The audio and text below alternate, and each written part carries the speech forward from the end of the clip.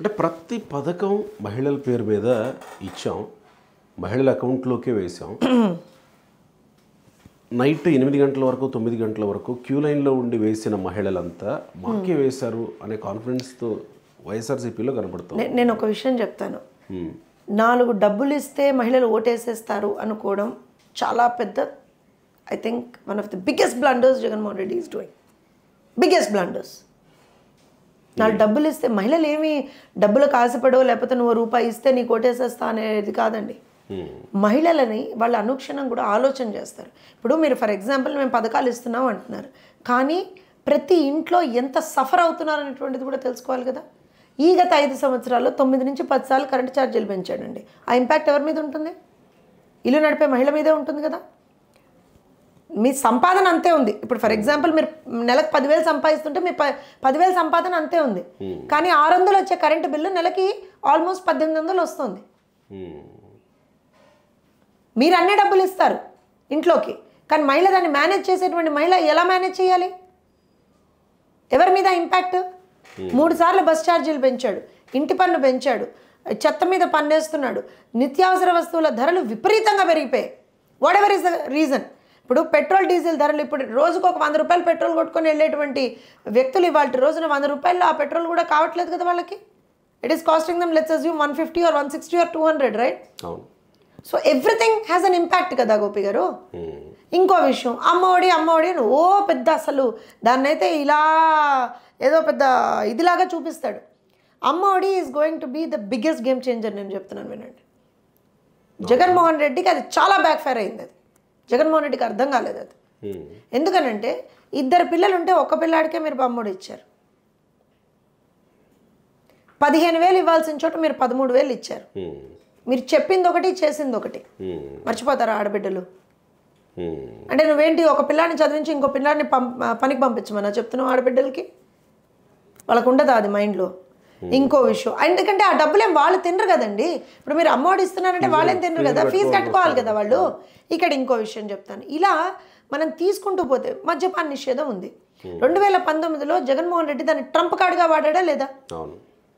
So అలాంటి Trump card వాడిన తర్వాత నువ్వు మద్యపాన నిషేధం చెయ్యకపోయినా సరే ఒక లెవెల్ వరకన్నా వదిలేసేవాళ్ళేమో నిన్ను.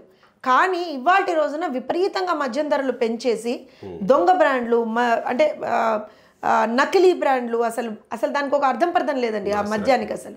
అలాంటి పరిస్థితుల్లో ఎవరు ఎఫెక్ట్ అయ్యారు? మహిళలే కదా ఎఫెక్ట్ అయింది.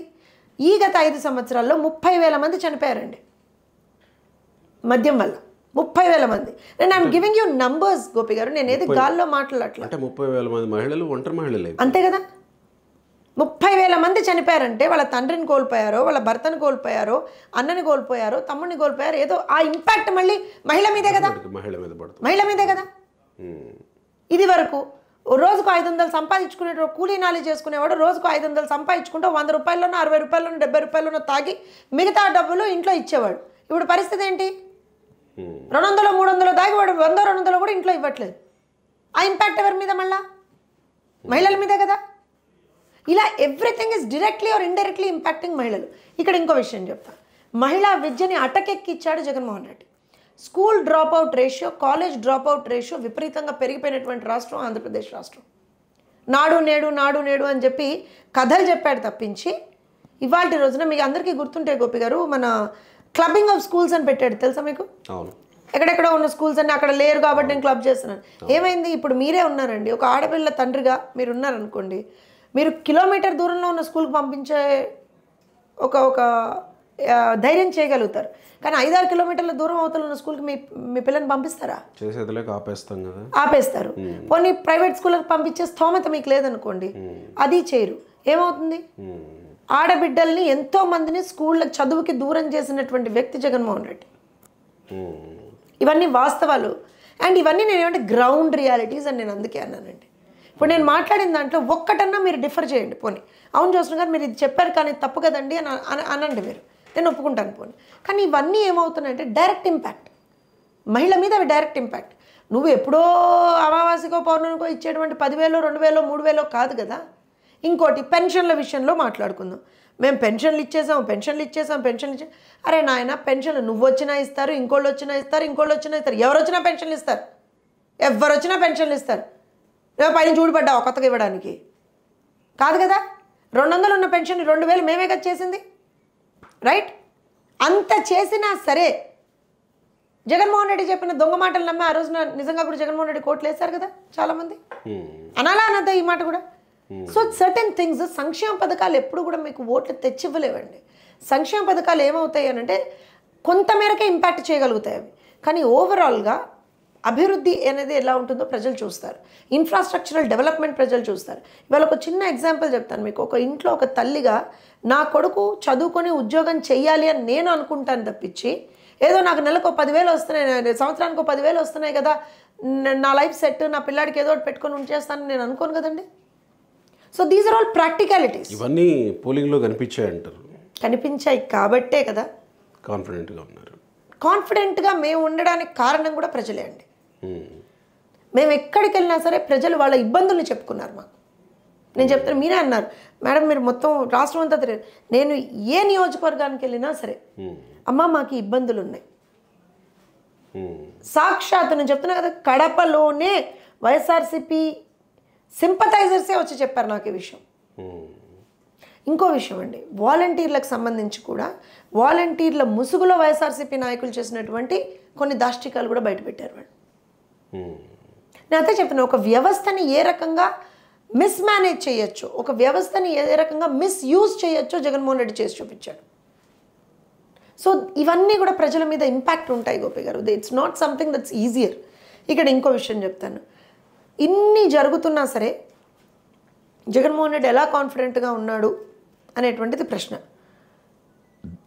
అది దాని కాన్ఫిడెన్స్ అనండి, నేను మేకపోతు గాంభీర్యం అంటాను. నేను మేకపోతు గాంభీర్యం అంటాను. ఎందుకనంటే ఇప్పుడు ఇవాళ రోజున వచ్చేసి మనం ఓడిపోతున్నాం అని చెప్తే రేపు పొద్దున ఒక్కడు కూడా కౌంటింగ్ ఏజెంట్గా కూర్చోడు, ఉన్న క్యాడర్ అందరూ కూడా వెళ్ళిపోతారు. కూర్చోవడం వల్ల ఇక్కడ ఇంకో విషయం చెప్తాను చూడండి మీకు. మీరు గమనిస్తే పోస్ట్ పోల్ వైలెన్స్ కూడా చాలా ఎక్కువగా ఉంది రాష్ట్రంలో. ఎందుకంటారు? జగన్మోహన్ రెడ్డి స్ట్రాటజీ ఎలా ఉంటుంది అని అంటే, నా పార్టీ నుంచి ఎవరు వెళ్ళిపోకూడదు, వాళ్ళని నేను అలా కబంధ హస్తాలు అంటారు చూసారా, అలా వాళ్ళని నేను పెట్టేసుకోవాలి. ఇవాళ పోస్ట్ పోల్ వైలెన్స్లో ఎంతమంది కార్యకర్తల మీద కేసులు పడ్డాయండి? ఎంతమంది కార్యకర్తల మీద, వైఎస్ఆర్సీపీ వాళ్ళ మీద కేసులు పడ్డాయి? ఎవడన్నా నాయకుడి మీద పడ్డాయా? జగన్మోహన్ రెడ్డి మీద పడ్డాయా? చెప్పండి. సో డెఫినెట్గా what is this thought processes? ఇలా చేస్తే రేపు పొద్దున ఎలాగో ఓడిపోతున్నాం, ఓడిపోయిన తర్వాత కూడా ఎవరు ఎక్కడికి, ఎందుకంటే వాళ్ళు ఇంత దారుణాలు చేసిన తర్వాత ఏ పార్టీలోకి తీసుకునేటువంటి పరిస్థితి ఉండదు. ఉండకపోగా వీళ్ళు కేసులన్నీ వీళ్ళని ఎత్తున ఉంటాయి కాబట్టి ఖచ్చితంగా ఈయనకు సరెండర్ అయి ఉండాలని చెప్పి, అది డర్టీ మైండ్ అండి. అది ఒక పొల్యూటెడ్ మైండ్ జగన్మోహన్ రెడ్డిది. ఎంతసేపు కూడా ఏ రకంగా ప్రజల్ని, కార్యకర్తల్ని, నాయకులతో సహా అందరినీ కూడా బానిసలుగా నా దగ్గర పెట్టుకుందామని ఆలోచిస్తాడు తప్పించి ఒక స్టెప్ అప్వర్డ్గా వాళ్ళని ఎలా పంపిద్దామని ఎప్పుడూ ఆలోచన చేయడు. ఇప్పుడు మేమున్నాం, నిజంగా కూడా హింస జరుగుతున్నప్పుడు ప్రతి ఒక్కళ్ళు, ఇప్పుడు ఇంతగానం మాచర్లో ఇంత జరుగుతున్నా సరే జులగంటి బ్రహ్మానంద రెడ్డి గారు చాలా క్లియర్గా ఒకటే మాట చెప్పారు, అందరూ సంయమనంతో ఉండండి, మనం గెలుస్తున్నాం. ఒక్కళ్ళు కూడా ఎక్కడా కూడా డీవియేట్ అవ్వద్దు, అనవసరంగా ఎవరూ కూడా ఇబ్బంది పడకండి, కేసులు వేయడము ఇవన్నీ చేస్తారు వాళ్ళ టార్గెట్ అదే, మీరు ఎవ్వరు కూడా ఎక్కడ సంయమనం కోల్పోద్దండి అని ఆయన చెప్పారు. నరసరావుపేట పార్లమెంట్ అభ్యర్థిగా పోటీ చేసినటువంటి లావు శ్రీకృష్ణదేవరాయలు గారు ఆయన ఎంత క్లియర్గా చెప్పారండి. నిజంగా I should appreciate him for that. నాదేం పోతుంది, అనిల్దేం పోతుంది, ఇంకోళ్ళదేం పోతుంది, ఎవరిది ఏమి పోదు. రేపు పొద్దున కార్యకర్తలు నష్టపోతారు. డబ్బులు పోగొట్టుకున్నవాడు, కేసుల మీద వేయించుకున్నవాడు, ప్రాణాల మీద తెచ్చుకున్నవాడు, వాళ్ళు నష్టపోతారు. సో అందరం సంయమనం పాటిద్దాం.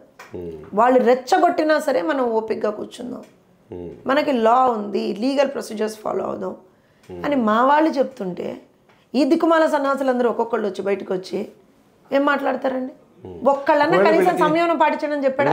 గెలుస్తామనే నమ్మకం ఉండేవాళ్ళేమో అక్కడే స్టేట్లోనో కాన్స్టిట్యున్సీలోనో, అంతే అనుకోవాలా మరి? అంతే కదా. అంటే ఈ మాట కూడా నేను ఎందుకు అంటున్నాను, see going for a vacation or something after your అది వేరే విషయం, ఓకే, నోబడీ అంటే మేము కూడా ఎవరం కూడా ఇప్పుడు ఎవరైనా సరే మీరు ఇంత ఎలక్షన్స్కి అంతా కష్టపడి పనిచేశారు గోపి గారు, మీరు అనుకుంటారు 2 రోజులు సెలవు తీసుకుందాం, 2 రోజులు రిలాక్స్ అవుదాం, అది తప్పని నేను అనట్లేదు.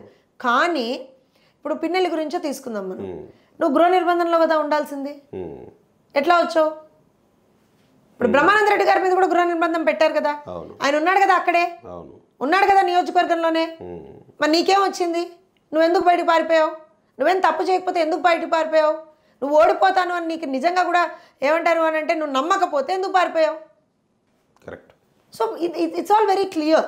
అండ్ ఆల్సో ఇప్పుడు ఇంకో విషయం చెప్తాను చూడండి, ప్రతిపక్షంలో అధికార పక్షంలో అంటే there is a lot of difference. ఇప్పుడు మేము ప్రతిపక్షంలో ఉన్నాం, ఆపద్ధర్మ ముఖ్యమంత్రిగా జగన్మోహన్ రెడ్డి గారు ఉన్నారు. రాష్ట్రంలో శాంతి భద్రతల సమస్య వచ్చిందా రాలేదా? పోలింగ్ తర్వాత నువ్వేం చేయాలి ఒక ముఖ్యమంత్రిగా? ఆ సిచ్యువేషన్ కంట్రోల్లోకి వచ్చేంత వరకన్నా నువ్వు ఉండాలి కదా, కంట్రోల్ చేయాలి కదా.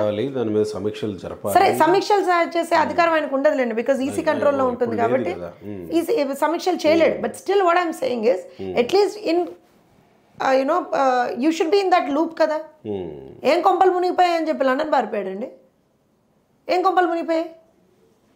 2 రోజులు ఆగి వెకేషన్ తీసుకోలేవా నువ్వు? అంటే ఏం చేశాడు?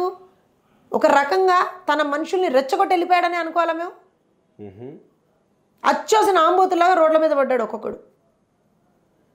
తిరుపతిలో తెలుగుదేశం పార్టీకి ఓటేసిందని ఒక గర్భిణీ స్త్రీని విచక్షణారహితంగా కొట్టారు. తెలుగుదేశం పార్టీ కార్యకర్తల్ని కొట్టారు. నిన్నండి, ఎక్కడో కాదు, నిన్న చిత్తూరు దీంట్లో మన కుప్పం పరిధిలోనే తంబనపల్లి ఏదో ఉంటుంది, అక్కడ తెలుగుదేశం పార్టీ కౌన్సిలర్ని తెలుగుదేశం పార్టీ కార్యకర్తల్ని కొట్టారు. హాస్పిటల్లో చికిత్స పొందుతున్నారు వాళ్ళు. సిగ్గు ఎగ్గు ఉండక్కర్లా. పోలింగ్ అయిపోయింది, జనాలు ఓట్లేస్తారు, నీ భవితవ్యం అందులో ఉంది. ఇప్పటికన్నా సరే కొంచెమైనా సరే ఒక రిస్ట్రెంట్ అనేది నువ్వు మెయింటైన్ చేయలేవా? ఇన్ని జరిగినాయి కదా జ్యోత్స్న గారు, ఇవన్నీ చూస్తూ వస్తున్నారు కదా. తెలుగుదేశం పార్టీ ప్రతిపక్షంలో ఉన్న 5 ఏళ్లలో జరిగిన దాడులు చూశారు, ప్రజల మీద జరిగిన ఇది పక్కన పెడదాం, తెలుగుదేశం పార్టీ కార్యకర్తలు నాయకుల మీద జరిగింది తీసుకుందాం. మేము కసి తీర్చుకోవాలి, రివెంజ్ తీర్చుకోవాలనే దీంట్లో రేపు మీరు అధికారంలోకి వస్తే వెంటనే మొదలు పెడతారా, లేకపోతే ఏమన్నా సంయమనం పాటిస్తారా? అసలు మేము ఇలాంటి వాటికి దూరంగా ఉండిపోతారా? తెలుగుదేశం పార్టీ హిస్టరీ తీసుకోండి, మేము ఏ రోజున హింసను నమ్ముకొని రాజకీయాలు చేయలేదు, ప్రజల్ని నమ్ముకొని రాజకీయాలు చేసాం. ప్రతిసారి మీ లోకేష్ నెల రోజులు ఆగండి బ్రదర్, వారం రోజులు ఆగండి బ్రదర్ అని సార్, నేను చెప్తున్నా మేము ప్రజల్ని నమ్ముకొని రాజకీయాలు చేసాం. అధికారం కోసం వెంపర్లాడేటువంటి తత్వం మాది కాదు. అధికారంలో ఉన్నా ప్రతిపక్షంలో ఉన్నా మా బాధ్యతను మేము ఎప్పుడు సక్రమంగా నిర్వర్తించాం. సో రేపు పొద్దున్న అధికారంలోకి వస్తే మా మొట్టమొదటి బాధ్యత ప్రజల్ని సేఫ్ గార్డ్ చేసుకోవడం, మా మొట్టమొదటి బాధ్యత ప్రజల్ని అభివృద్ధి పదంలోకి తీసుకెళ్ళడం. దాంతోపాటుగా మా కార్యకర్తల్ని కూడా సేఫ్ గార్డ్ చేసుకోవాలి, మా కార్యకర్తలకు జరిగినటువంటి నష్టాన్ని కూడా మేము ఇచ్చేసుకోవాలి. అయితే ఇక్కడ మీరు అడిగినటువంటి ప్రశ్న ఏదైతే ఉందో, మీరు కూడా వాళ్ళ చేస్తారంటే మేము వైఎస్ఆర్సీపీ కాదండి, కరెక్టే, మేము వైఎస్ఆర్సీపీ రాజకీయ పార్టీయే, మేము తెలుగుదేశం రాజకీయ పార్టీయే కదా. కానీ మేము తెలుగుదేశం పార్టీ, తెలుగుదేశం పార్టీ ఏంటి ప్రత్యేకత? తెలుగుదేశం పార్టీ ప్రత్యేకత ఏంటి అని అంటే మేము ఎప్పుడు కూడా రూల్ బుక్ ఫాలో అవుతాం. మేము బియాండ్ ద రూల్స్ ఏది ఎప్పుడు చేయలేదు. ఇప్పుడు లోకేష్ గారు మాట్లాడిన ఆయన ఏమంటున్నారు, ఎవరైతే తప్పులు చేశారో, ఎవరైతే వాళ్ళకు ఉన్నటువంటి అధికారాన్ని తప్పుడు దీనికి ఉపయోగించారో వాళ్ళ మీద చట్టపరంగా చర్యలు తీసుకుంటాం అన్నారు. అందులో ఏం తప్పు ఉందండి చెప్పండి, నాకు అందులో ఏం తప్పు ఉంది చెప్పండి. ఇప్పుడు మీరు తప్పు చేశారనుకోండి గోపి గారు, మేమే చట్టపరంగా చర్యలు ఉండాలి కదా. ఇప్పుడు ఈ మహానుభావుడు పిన్నెల్లి తప్పు చేశాడు, చట్టపరంగా చర్యలు ఉండద్దా? లేదా మనం బొట్టు పెట్టి హారతిద్దామా? అలా ఉండదు కదా. అండ్ ఆల్సో ఇంకొక విషయం, ఎక్కడా కూడా ఏమంటారు అని అంటే హింసకి తావు లేకుండా చేస్తాం రాష్ట్రంలో. ఆంధ్రప్రదేశ్ రాష్ట్రానికి ఒక మంచి హిస్టరీ ఉందండి. హిస్టరీ ఇన్ ద సెన్స్ ఉమ్మడి ఆంధ్రప్రదేశ్గా అయినా సరే, విభజిత ఆంధ్రప్రదేశ్గా అయినా సరే, మనం ఏ రోజున కూడా అంటే అమ్మో ఆంధ్రప్రదేశా అనేట్టుగా ఎప్పుడూ లేవు. ఓహో ఆంధ్రప్రదేశ్ కదా అనేట్టుగానే ఉన్నాం మనం. ఏదో అంటే I'm not degrading other states, కానీ బీహార్, యూపీ అలాంటి స్టేట్స్ మనం ఎప్పుడు కూడా ఈ రకంగా కంపీట్ చేయలేదు, కానీ ఇప్పుడు ఆ రకంగా కంపీట్ చేస్తున్నారు. సో హింసకి తావు లేకుండా మాత్రం రాష్ట్రంలో చేస్తాం. ఇంకో విషయం చెప్తున్నా, ఎవరెవరైతే తప్పులు చేశారో ఖచ్చితంగా వాళ్ళందరికీ శిక్ష పడుతుంది, చట్టపరంగా శిక్ష పడుతుంది. అందరికీ శంకరగిరి మాన్యాలే, అందులో డౌట్ లేదు. మరి మీరు ప్రమాణ స్వీకారానికి ఏర్పాట్లు చేసుకుంటున్నారా? గ్రౌండ్ సిద్ధం అయిపోయిందా? డెఫినెట్గా అండి. మాది ఎప్పుడైనా సరే కూటమి ప్రభుత్వం మాది రేపొద్దున. సో డెఫినెట్గా ప్రతిదీ కూడా we have a process that we follow. మళ్ళీ చెప్తున్నా, మేము అధికారంలో ఉన్నా అణిగిమణిగే ఉన్నాం, ప్రతిపక్షంలో ఉన్నా అణిగిమణిగే ఉన్నాం. ఏ రోజున ఎగిరెగిరి పడలేదు మేము. తెలుగుదేశం పార్టీ మాది ప్రజల కోసం పనిచేస్తాం. ఇంకా అధికారంలోకి వచ్చామంటే మా మీద ఇంకా బాధ్యత పెరిగిందని ఇంకా బాధ్యతాయుతంగా పనిచేస్తాం మేము. ఇవాళ ఒక ప్రతిపక్ష పార్టీకి సంబంధించినటువంటి అధికార ప్రతినిధిగా మీతో ఎలా అయితే నేను మాట్లాడుతున్నానో, రేపొద్దున అధికార పక్షానికి సంబంధించినటువంటి అధికార ప్రతినిధిగా కూడా నేను అలానే మాట్లాడాల్సినటువంటి పరిస్థితి. For us it's always people. Chandrababu Naidu గారి విధానం, నారా లోకేష్ గారి విధానం కూడా అదే. ప్రజలు ముందర, తర్వాతే రాజకీయాలు. For us people first.